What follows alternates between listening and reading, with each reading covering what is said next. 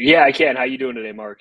You gotta turn it up. Hey, everybody, it's Always Bookin Comedy. We got a holiday weekend here. Sorry for the 30-second late start. We got Jesse Carter. I'm so excited about this conversation because Jesse runs a comedy club, basically. I've been to it. It's very impressive. He's got a ton of stuff that I want to ask him about. He's really like, Jesse, I'm just going to say something nice up top. You've done a really good job with that room. It's really impressive. All the little details and fine touches you've put into it.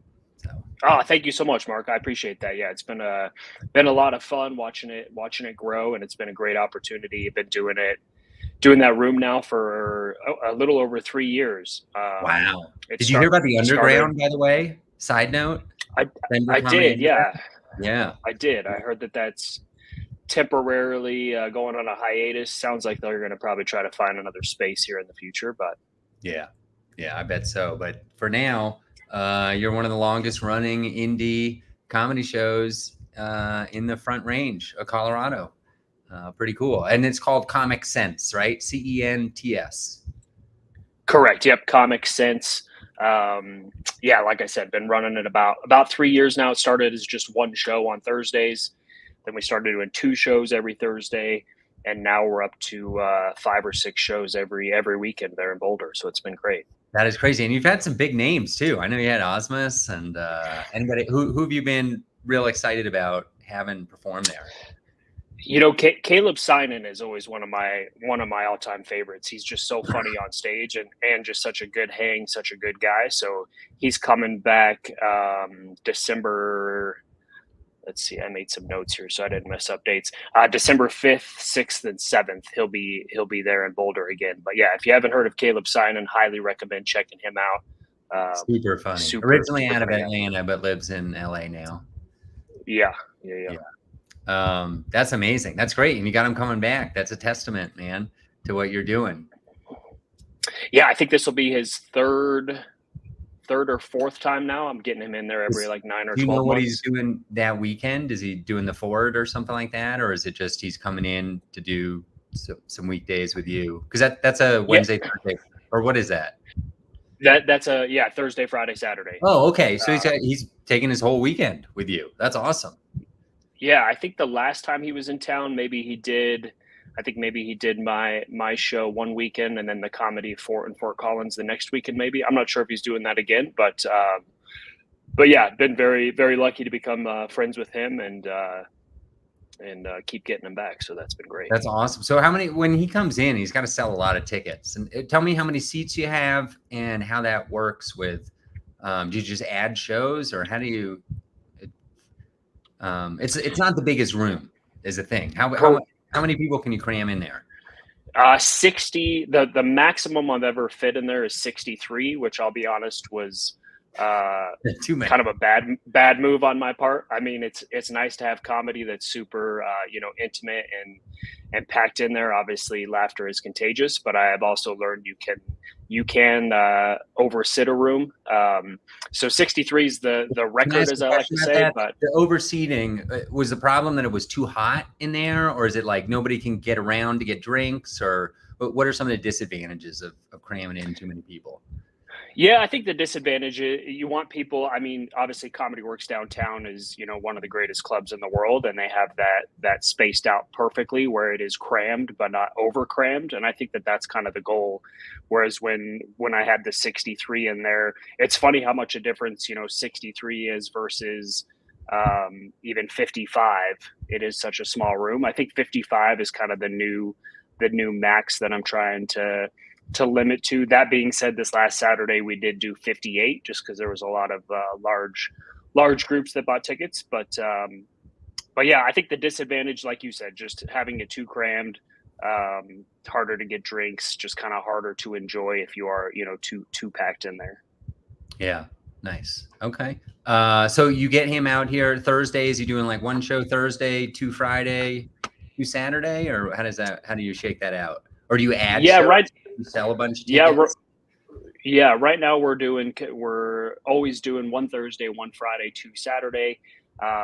Coming into the fall and winter, may look into adding a Friday show, so that'd be one Thursday, two Friday, and two Saturday. But for now, the one Thursday, one Friday, and two Saturday is what we're rocking every week. Nice. Tell me about some of the, so I've been there and I saw like the little like things you put on the tables, and tell us about some of the like incremental improvements you've made over these 3 years. Sure, sure. So yeah, when I first started, it was the same venue but a different room. And so when I first started, it was a room. It's the basement of Hotel Boulder. It's called License Number One. It's a little speakeasy, and in the speakeasy they have, I don't know, 8 different little rooms and cubbies you can kind of venture around in. And so we were doing it in one of the rooms, and it was okay. The disadvantage of the old room was that it almost felt like you were playing to 3 different crowds. You'd have people to your left, and then there was kind of this like back bar area that went deep in front of you, and then people to your right. So it kind of felt disconjointed in that way. And I kind of had my eye on this other room the whole time, but there was a pool table in there. And yeah, long and short, I was finally able to convince the managers that I could make them, more money than that pool table. So they took that pool table out, and then now we're in the room we're at now. But yeah, kind of my philosophy is I've tried to, I mean, pretty much every week I try to add one, even if it's the tiniest detail of, rewiring the mic cord so that it's over here, or, putting up flyers on the TVs for future shows, or, the table tents on the tables. That was kind of a cool thing. One of the bartenders that works there, he actually doesn't work there anymore, but he became a good friend of mine, and his passion was like wood carving and woodwork type stuff. And so he kept throwing me ideas, and it was kind of cool because he had helped me so much with growing comedy, just because he's a good guy. So it was nice that I was able to invest in kind of his passion. So he ended up making like the sign that's behind our stage now, and then made me all those little table tents. We have little candle lights that we use. I kind of ripped that off from Ben Kronberg over at the Denver Comedy Lounge. Ben's got really nice lights on every table that you turn on to get the wait staff's attention. And I was going to buy some of those, but Ben's budget's a little bit bigger than mine, so I was able to just get these little tea lights. And so that works well, and the staff really likes that, because instead of trying to ninja around figuring out who needs to order a drink, the crowd can just flick that little light on and get the wait staff's attention. So. Nice. Are those just like battery operated tea lights you buy at Michael's or something like that? Yeah. I just order them on Amazon. I think you can get like 50 of them for $15. And they seems like they tend to you last. Just have like a little switch on the bottom, and you just tell people pick it up and flip the switch if you want to drink. Exactly. Yep. When we seat them, we just say, hey, if you need something, turn that light on. If you don't need anything, make sure your light's off. And then those sit on those table tents. The table tents kind of have, the house rules, as well as a couple QR codes to follow us on socials while you're waiting for the show to start or after the show. Yeah, and they look beautiful for anybody who hasn't seen them. They're very professional and super cool, and a great way to drive traffic to your social media channels. I think one of the QR codes might go to a review, leave a review kind of thing. Is that true? Am I making that up? Yeah. Yep. It takes you to a page where you can follow us on socials or leave us a review on Yelp or Google. Nice. Okay, let's. So we've been pumping up Comic Sense, which is one of the best rooms in Colorado. Some comics say it's the best room in Colorado. Tell us something. Tell us a fail. Everybody loves a good fail story. What's something that went wrong along the way? Let's see here. That's a good question. I mean, I've made all the little mistakes I've made. I've turned music on during people's set by accident. All the little things. Forgot to time people, so then you're just kind of guessing when to light them. I've done that so often. all those little mistakes I've made plenty of times. In terms of any like epic fail, knock on wood, I haven't had anything yet. The crowds there are really good. I think in 3 years now, coming up close to, we've sold over 10,000 tickets now. Wow. I think I've had to kick out maybe 2 people out of 10,000 tickets. So just been lucky in that way. No real bad clientele. The people we had to kick out were either, just too drunk, or we've had one bad heckler out of 10,000. So not too bad, but yeah, I've been fortunate. I mean, I guess I'd like to hear what some of the comedians would have to say. They could probably remember some of the fails. but yeah, no show Okay. stopping breakdowns or anything of that nature. So What's it's what's been something good. that's really improved over time? Maybe sound or lighting or the way you see people or Yeah, the sound has improved. I actually just about 6 months ago invested in another sound system so that instead of having just two speakers, we're up to four speakers that pretty much sit in every corner of the ceiling at this point. So the sound's definitely improved. Yeah, lighting's improved. Kind of just the overall production value. I've put a lot more into the website, and then having those TVs in the room to advertise future shows before the show. Um, do you have a sense of how frequently people come back? Like, do you have anybody who comes every weekend? I do, yeah. I started actually kind of pretty early on. I'd say probably 2 years ago, I started to track where I kind of have a system. Every Monday, I'll go through all the ticket sales from the previous weekend, and I'll compare those ticket sales to basically my current database, and then I can look at who's been there at least two times now. So if it's your second time coming to a show, you automatically get added to a VIP list, and then that VIP list, it's up to about 200 people now. Okay. But I've broken that down. I've broken that down into four groups of 50, so that every weekend I can text one of those VIP groups. And honestly, whatever shows kind of the lightest selling show for that weekend heading into Thursday, I'll send out a text to one of those VIP groups. That way they're only getting bothered by a text once a month because it's every Okay. 4 weeks. Um, so I'll text 50 of those VIP. Hey, here's a code for a $10 ticket to this show, or if there's a couple shows where we're trying to get some more people in there. So yeah, I've been lucky to have. I mean, that's over 200 people on that VIP list, and that's just them. What do On you top of use for the sending premium. texts? Is it just your phone or do you have some kind of service you pay for? I use a website. It's called ClickSend, and you can send out about 50 group texts for about like $5 or $6. Um, so Nice. ClickSend. I know there's a ton out there. I honestly didn't research all the best ones, but ClickSend was one I stumbled across. Seemed pretty user friendly, and so that's what I use for that. Nice. Does that also do your email stuff or do you have something else for email? No, I use Eventbrite for ticket sales. I use GoDaddy for my website, and the email marketing is all GoDaddy, and then I use ClickSend for the VIPs. So Okay. again, not that it's the perfect system. I'm sure if I spend a bunch of time, I could figure out a way to kind of streamline it a little bit. But using those three services has been what's worked Have, well for me. have you paid for ads over the years? Like, let's talk about marketing a little bit. What's helped you and maybe not helped you trying to get butts in? Yeah, yeah, I did do a lot of like Facebook, Instagram marketing early on. It's kind of hard because you don't end up seeing the direct benefit to it. I do still do Google ads. It's $5 a day on Google ads. Um, I've tracked it where about 25% of my ticket sales are coming from Google. I have it on Eventbrite. You can add questions, um, just Yeah, random like questions a that you want custom people to have checkout. to have to yeah have to fill out. And so one of the questions is, how'd you hear about the show, which is, I think, is super advantageous to always keep track of how people are finding you, because then you can figure out where to capitalize. If that's how people are finding you organically, then you can kind of break it down and be like, okay, here's the three streams, the three main ways people are finding out about my show. So how can I tap into those three markets heavier? So Google's been one.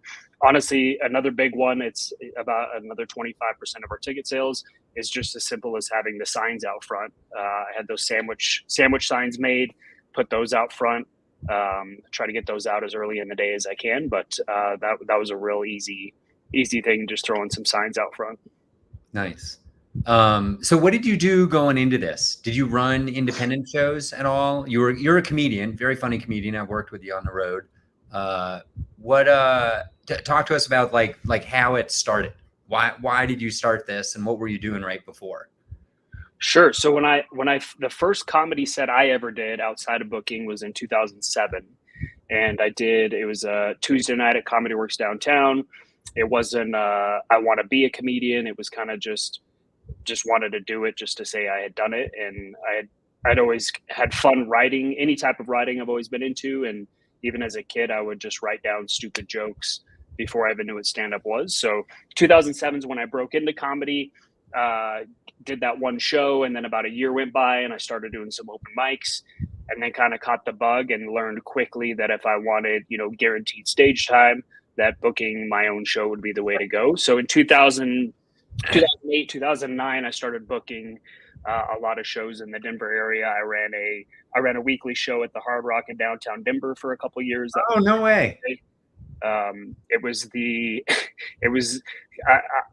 take pride that Comic Sense is known as one of the best shows in Colorado, whereas that Hard Rock show was definitely known as one of the worst shows in Colorado. You just end up with families sitting in there eating dinner. A lot of times they didn't even speak English. Multiple times I would have headliners up there that would do 10 of their 45 minutes and get off stage and just be like, I'm sorry, man, I don't, you have to pay me. I just literally nobody is listening to comedy. So I did do that. I did a weekly show at there used to be an old Chicago downtown that had a nice little back room with a stage. I did a weekly show there for a couple years. On Market Street? Yeah, on Market Street. Yeah. Nice. Yep. Cool. I did like an open, it went for a couple years. The last year or so, we would do it where it was an open mic followed by a showcase.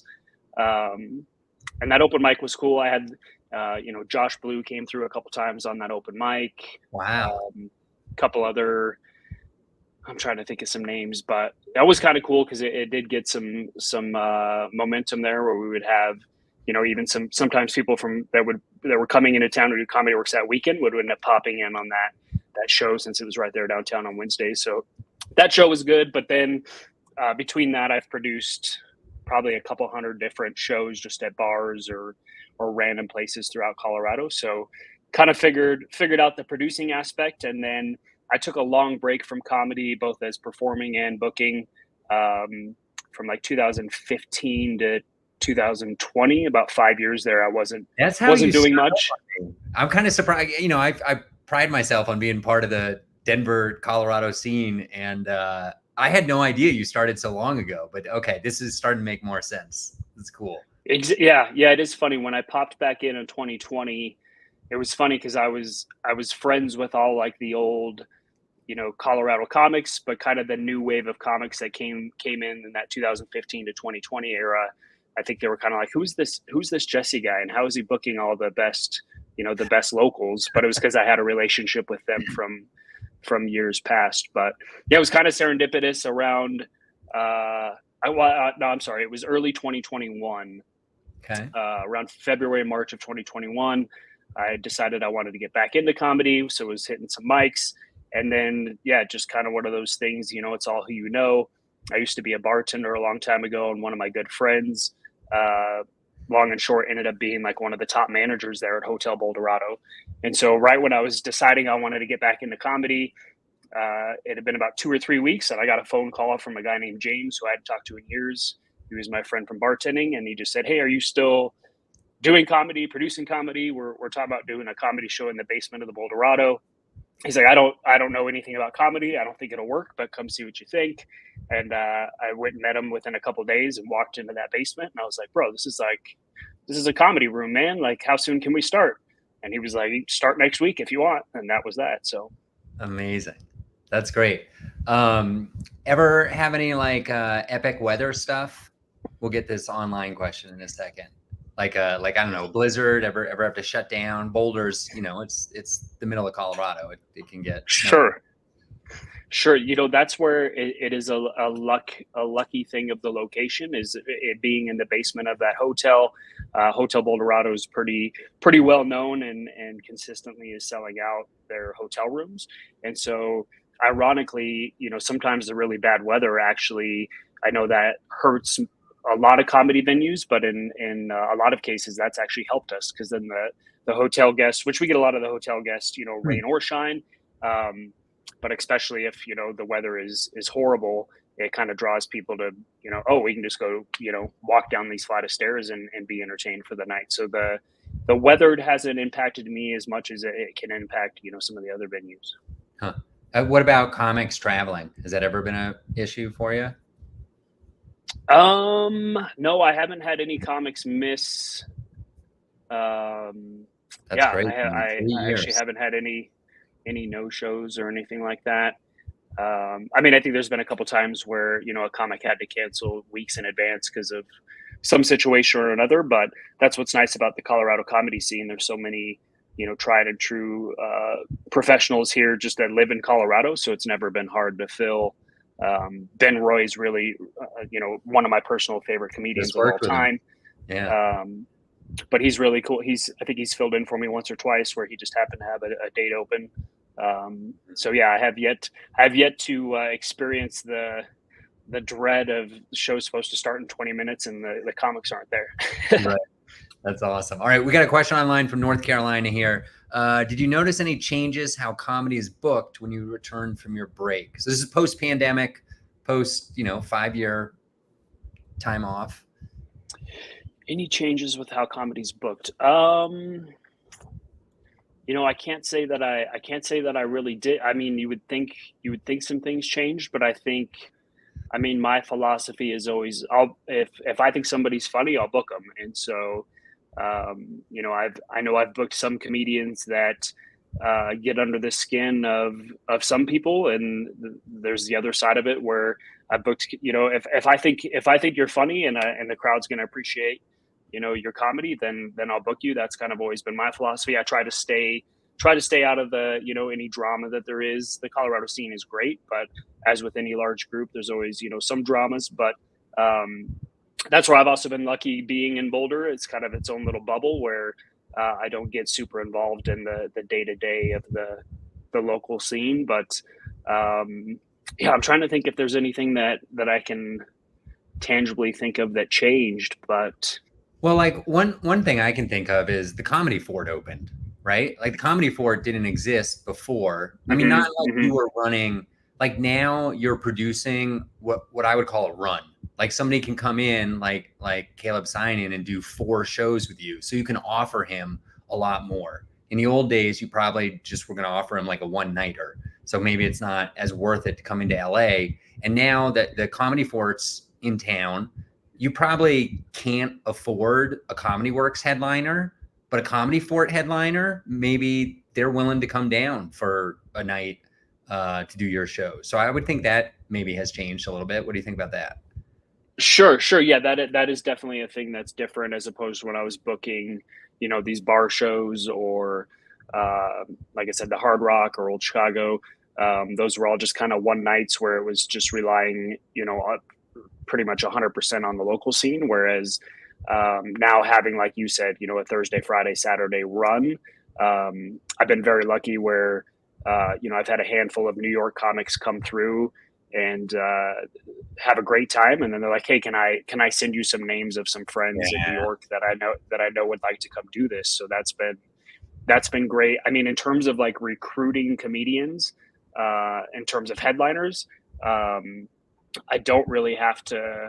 I mean, it's time consuming to book comics, obviously, but I have headliners booked throughout the rest of the year, and it's all kind of just people reaching out to me at this point. So that's been great. But again, that does fall into having a run. It is a lot harder when you have just a one night, a Yeah, one the night show. economics are different. You can offer more Sure. money and it makes more sense.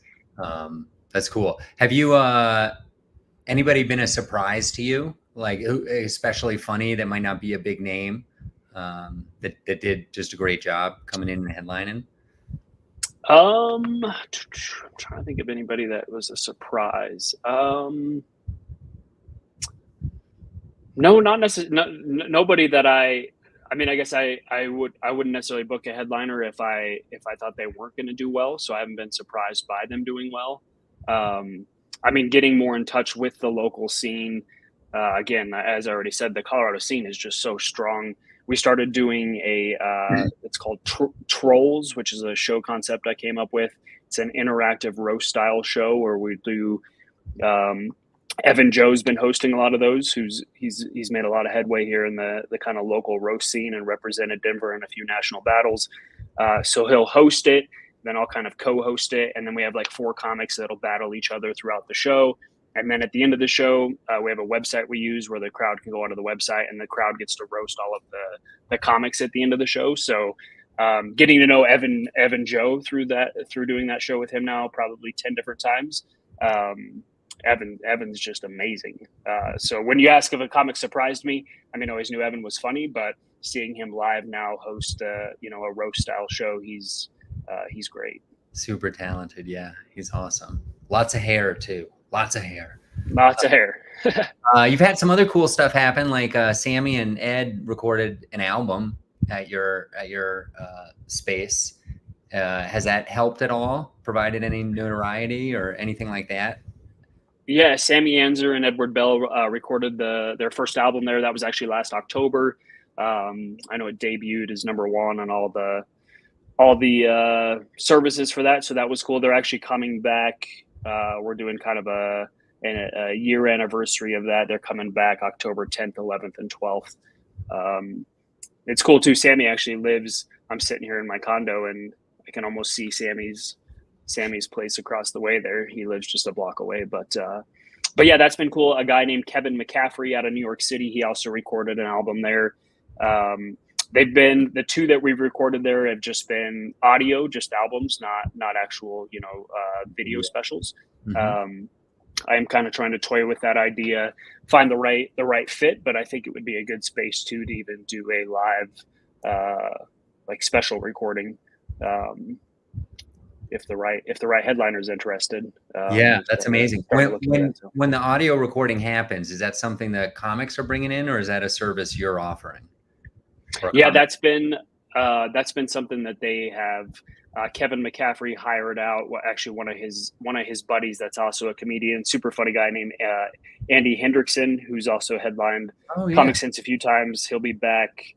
He'll be back here in a couple months. But Andy Hendrickson is part owner of some type of sound recording company of some sort. So Kevin had hired out that sound company, and then Sammy and Ed Bell's got quite a lot of experience with that. So he had kind of set up mics, and they took care of that all themselves.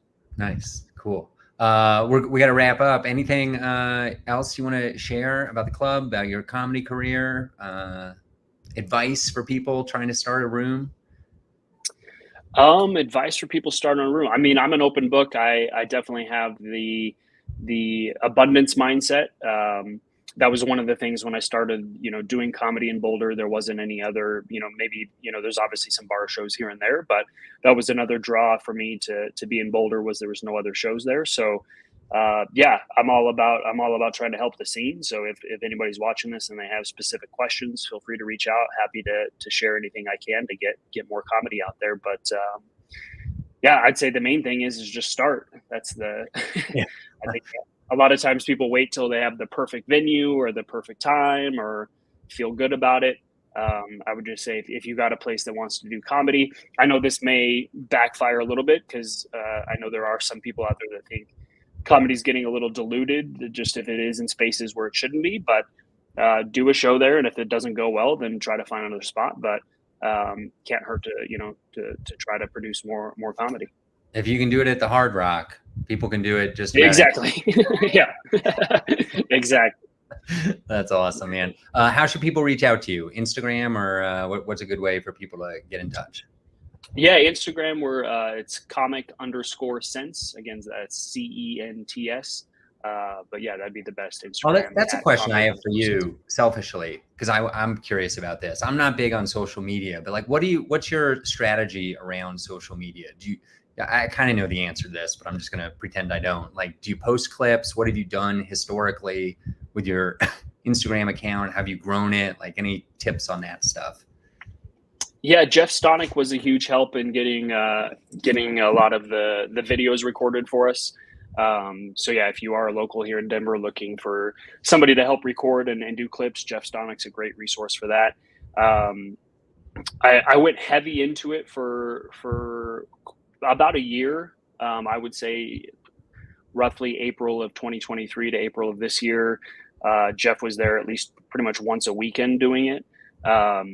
And yeah, we were able to amass, I think, we got up to like 11,000 followers. But then kind of saw a plateau there a little bit. And then just for budget reasons too, kind of heading into this summer, I had to, figure out how to cut some corners just to keep the budget in line. So I haven't been doing as much of that. And I'll be honest with you, social media is not my area of expertise at all. It was kind of cool. I had one of the bartenders that works there at the speakeasy. She's a huge comedy fan, and she was always bummed that she never got to watch any of the shows because she was always working. And so I actually just started paying her she would watch all of Jeff's recordings. I trusted her sense of humor, so she would watch it, make notes of what clips to extract, send those back to Jeff, then he'd extract them, then we'd have the comic approve them. So that was kind of our system for that.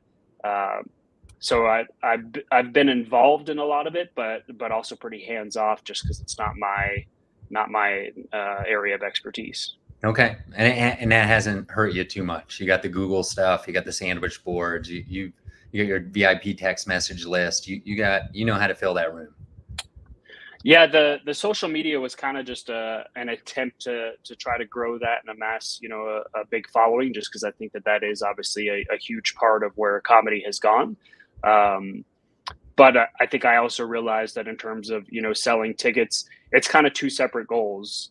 Not that they can't serve each other, but growing a huge online following is one thing, whereas selling seats is kind of another thing. Again, not that they can't serve each other, but at one point I kind of actually had to, I was too involved in the social media and spending too much time on that, where, we were having some shows that were extremely, small attendance. So I had to kind of step back and be like, hey, my priority is getting, butts and seats. That's what I need to focus on. So nice. Awesome. All right. Well, we got to wrap this up.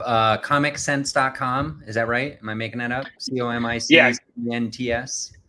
Yep, correct. Yeah, comicsense.com has all our upcoming shows. You can buy tickets there, and then at @comic_sense on Instagram. It really is awesome. If you're visiting Boulder, Colorado, it's the best comedy club in Boulder, Colorado. Jesse is doing an incredible job. I've only been there once, but I was so impressed with all I noticed these things. This is what I do at all my shows, like all these little tiny details. And thank you for what you do for all at Denver and Boulder, and I appreciate it. So.